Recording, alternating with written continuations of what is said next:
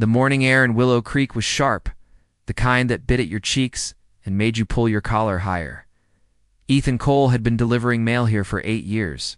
Same streets, same houses, same little dramas played out in slow motion. Across the seasons, he knew the porch swings that creaked in the wind, the lawns where children left their bikes, and the customers who liked to chat for far too long. But Mrs. Eleanor Price was different. She lived at the very end of Hemlock Lane, in a sagging 2-story Victorian that had probably been grand once. The paint was peeling in long strips. The porch light had burned out years ago, and the curtains were always drawn. Still, every morning without fail.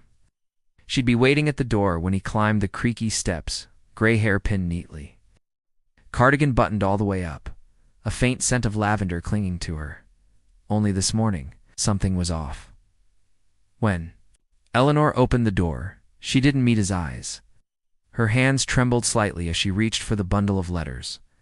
And that's when Ethan noticed a dark stains blotched across the front of her pale beige pants. At first he thought, maybe she'd spilled coffee. But the shape, the deep, rusty color. "It was wrong. You all right, ma'am?" Ethan asked gently. She flinched. Actually flinched. "Of course, dear," she said, forcing a thin smile. "Just clumsy this morning." But when she turned to, walked back inside, the door swinging wider for a moment.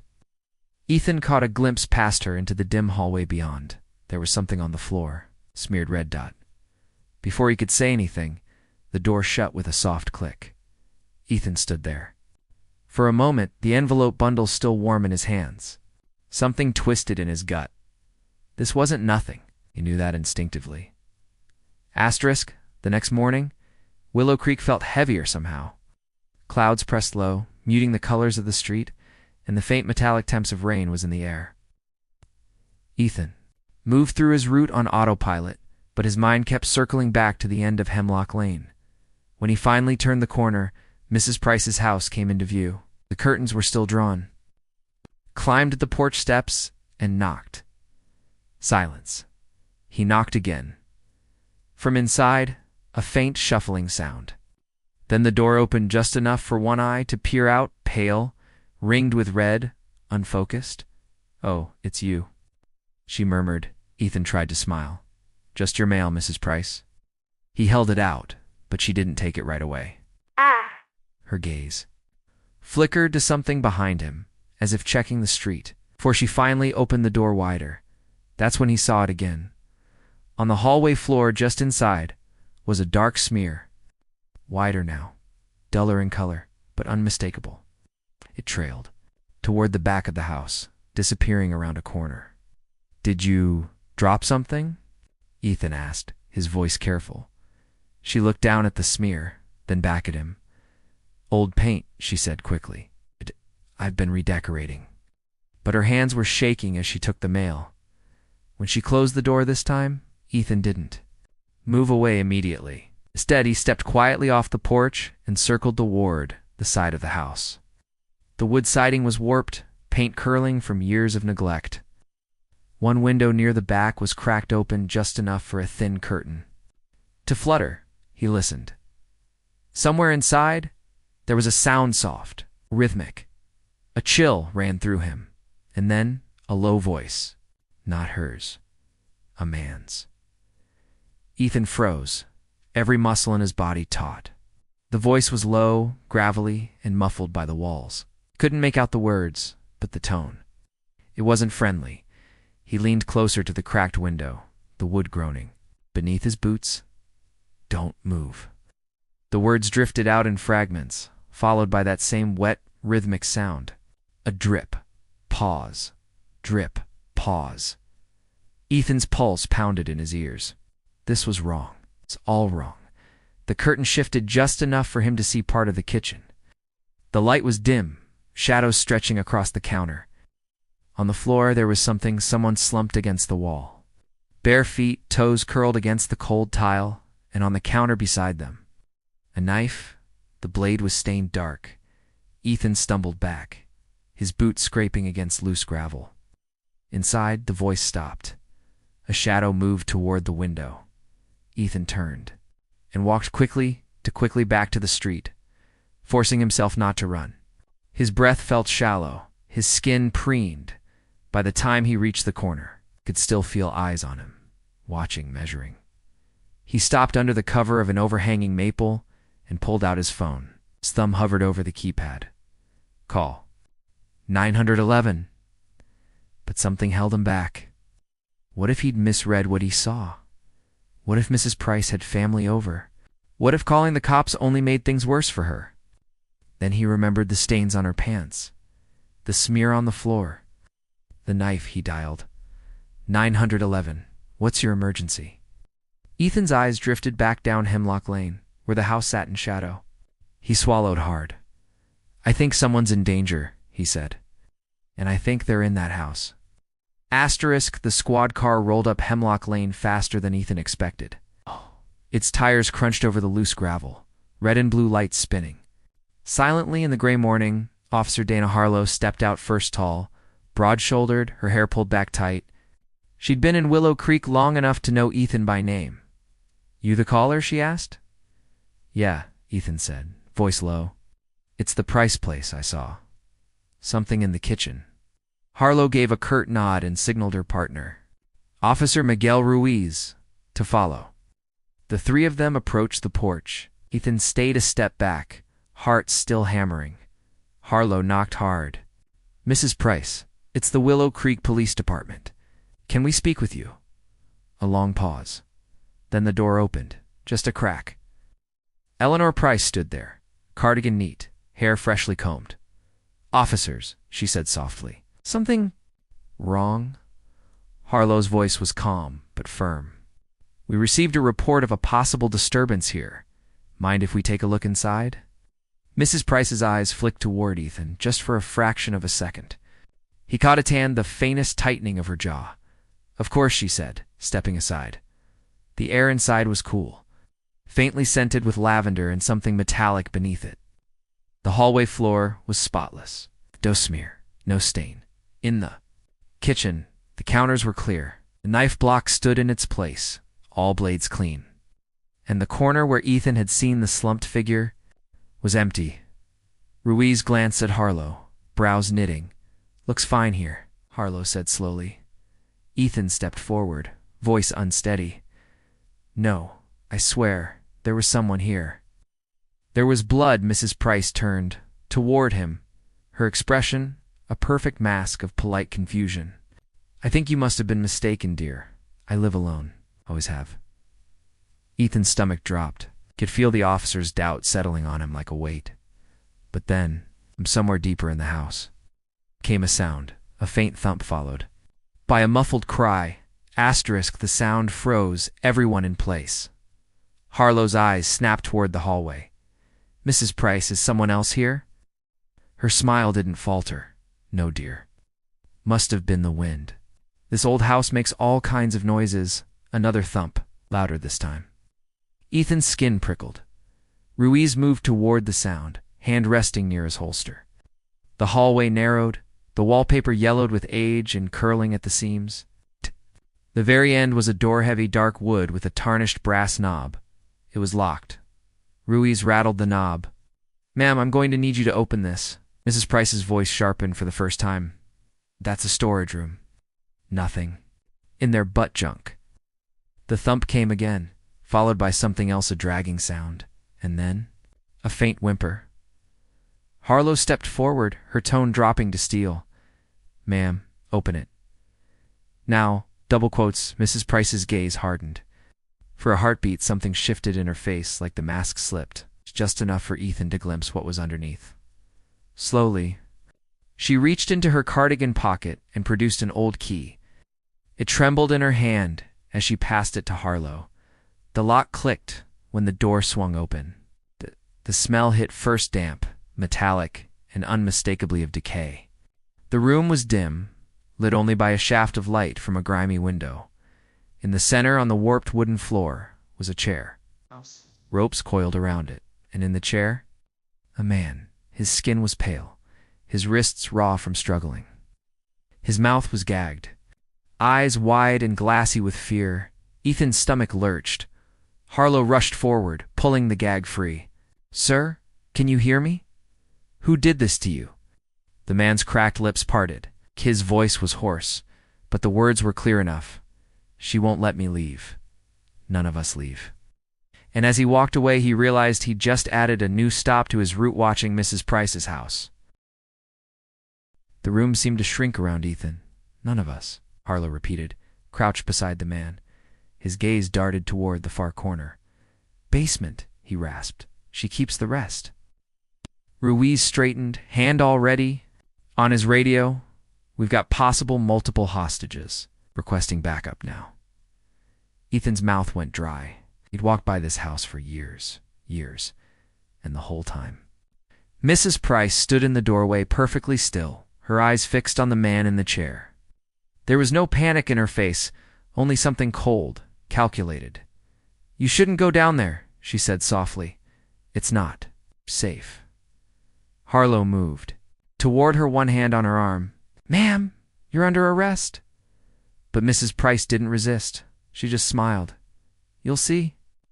The basement door was tucked behind the kitchen, nearly hidden by a freestanding cupboard. Ruiz shoved it aside, revealing a narrow staircase plunging into darkness. A smell rose up heavier, stronger, layered with mold and rot. Flashlights flicked on. The beam caught dust swirling in the air. They descended one step at a time. The wood groaned under their weight. Halfway down, Ethan heard it breathing. Patterns, quick, shallow, and close. When Ruiz's light swept across the basement floor, the beam caught them 3 figures. Huddled together in the shadows, 2 women, 1 young man. All gaunt, pale wrists and ankles bound. Their eyes blinked against the sudden light. Terror etched into every line of their faces. Oh my God, Ethan whispered. One of the women tried to speak, but her voice was a croak. Don't. Let her come down here. Above them, the basement. Door slammed shut. The beam of Ruiz's flashlight quivered over the man's ruined face. His skin was mottled, stretched tight over bone. The jagged edge, where his jaw should have been, glistened wetly. He smiled or tried to end a gurgling. Noise rattled in his throat. Then he moved. It wasn't a lunge, not exactly more of. A sudden glide through the dark, his steps unnervingly quiet for someone that size. The glint of metal flashed again in his hand. Knife. Ruiz shouted, stepping forward to intercept. The man swung low, the blade catching Ruiz's sleeve, and slicing clean through fabric. Ruiz slammed his shoulder into him, driving the attacker back toward the far wall. Get them untied. Harlow barked at Ethan, already aiming her gun. Ethan dropped to his knees beside the nearest captive. Fumbling with the rope, the woman's. Wrists were raw, skin flaking from friction. Hurry, she whispered, eyes wide. He's not the only one down here. Another sound rose from the dark corner footsteps. Slower, heavier. Ethan's flashlight skated across a shape emerging. From the far shadows, a second figure taller than the first, face hidden under a hood. In its hands was a length of rusted chain. Harlow's voice was sharp. Ruiz, we've got the chain snapped through the air, striking the wall with a crack. Dust rained down from the rafters.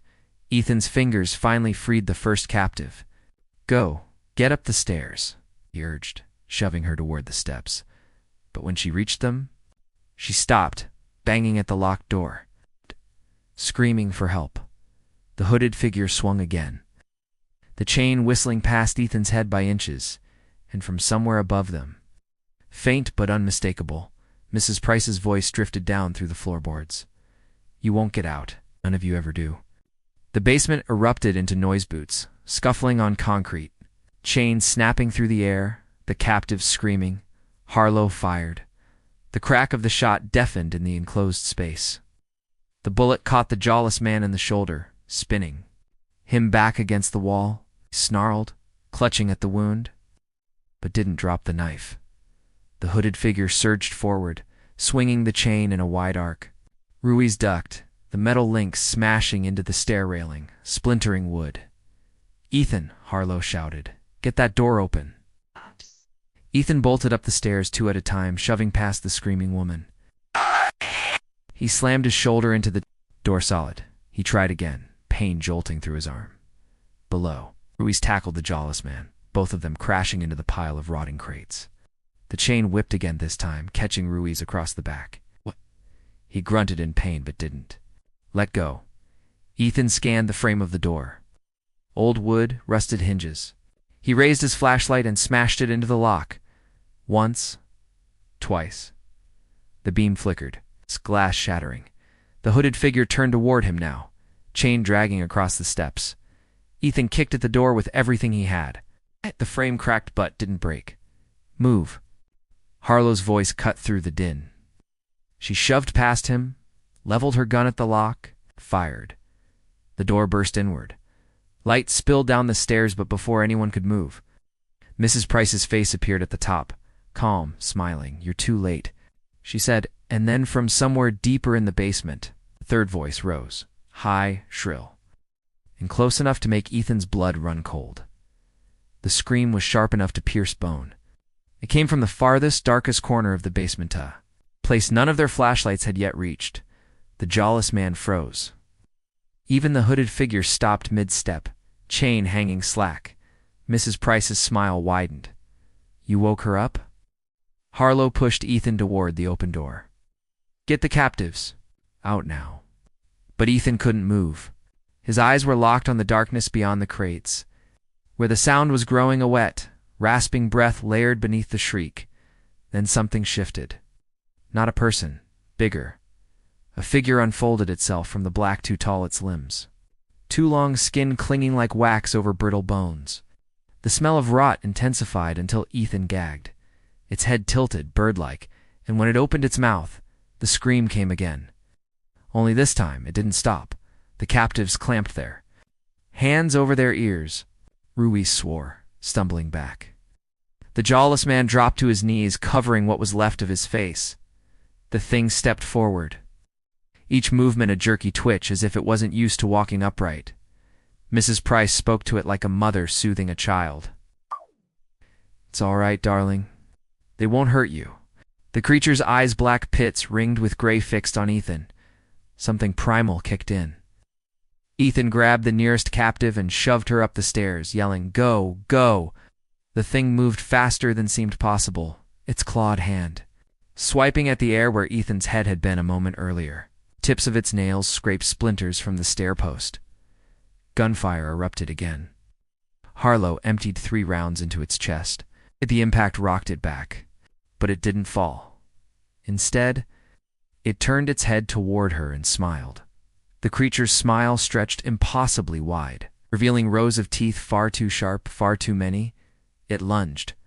Harlow fired again, but the shots barely slowed it. It slammed into her, sending her sprawling into the base of the stairs. The gun clattered away into the shadows.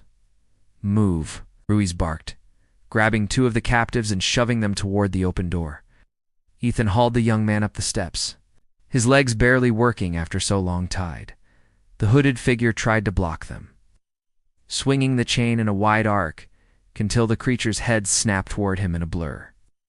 It crossed the space between them. The chain dropped to the floor as the hooded man screamed.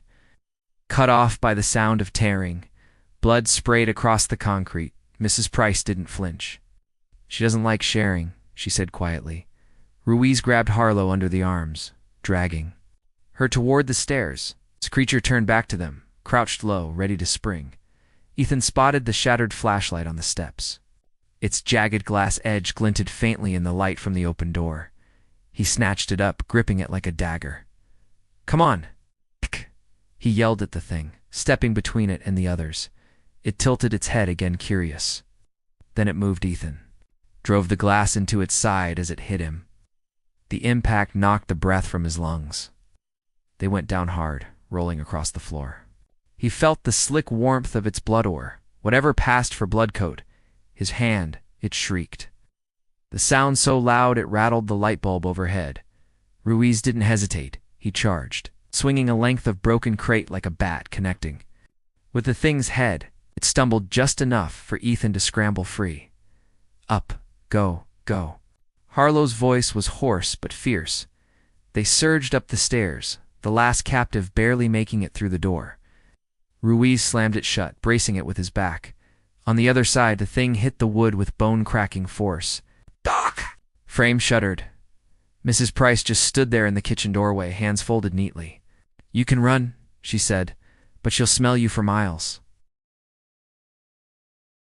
The kitchen windows rattled as the thing pounded on the basement door. Each blow splintered wood, closing the seconds they had left. "Move," Ruiz barked, shoving everyone toward the back exit. Ethan grabbed the young man's arm, half carrying him through the narrow hallway. Harlow limped after them, her jaw set tight against the pane. They burst into the night air. The cold hit like a slap, but it was nothing compared to the sound that followed them, wood tearing apart, followed by a scream that made the trees shiver. "Keep going," Alo urged, pushing the group toward the tree line. Behind them, Mrs. Price's voice drifted through the open door, almost sang song, "Run, little rabbits, run." The forest swallowed them whole. Moonlight dappled the ground, just enough to see roots and rocks. Ethan's breath came in ragged bursts, his lungs burning. Somewhere to their left, twigs snapped, heavy, too heavy to be an animal. Then, a sound from behind, faster, closer. The wet, rasping breath. Ruiz stopped just long enough to turn and fire into the darkness. The flash lit up the trees for a split second, and Ethan saw it. The creature was running on all fours now, possibly fast, its limbs bending in ways they shouldn't. They pushed deeper into the forest. The ground dipped, mud sucking at their shoes. Harlow stumbled, Ruiz hauling her upright without breaking stride. "Where's the road?" Ethan gasped. "Quarter mile, maybe," Ruiz said.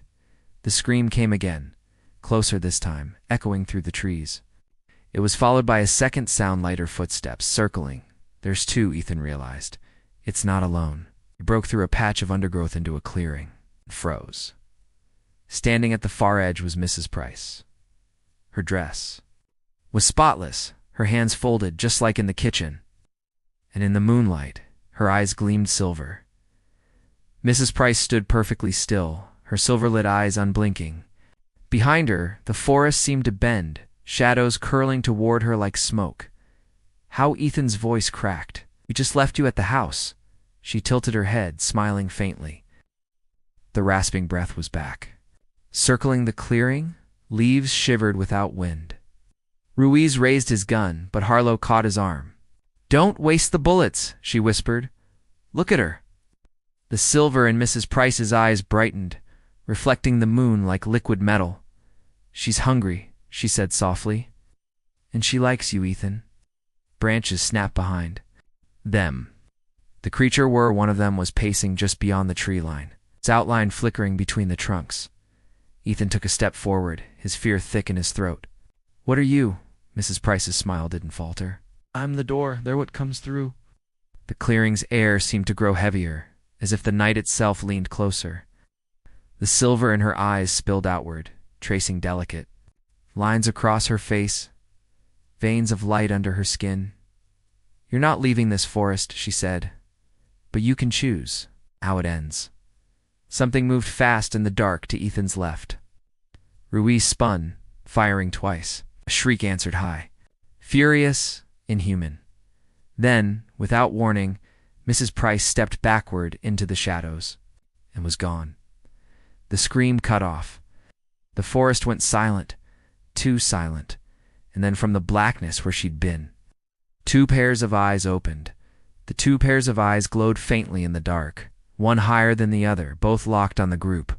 In the clearing, Ruiz swung his gun toward the first pair, but the second moved fast. The undergrowth exploded as the smaller one burst forward on all fours, teeth snapping, down.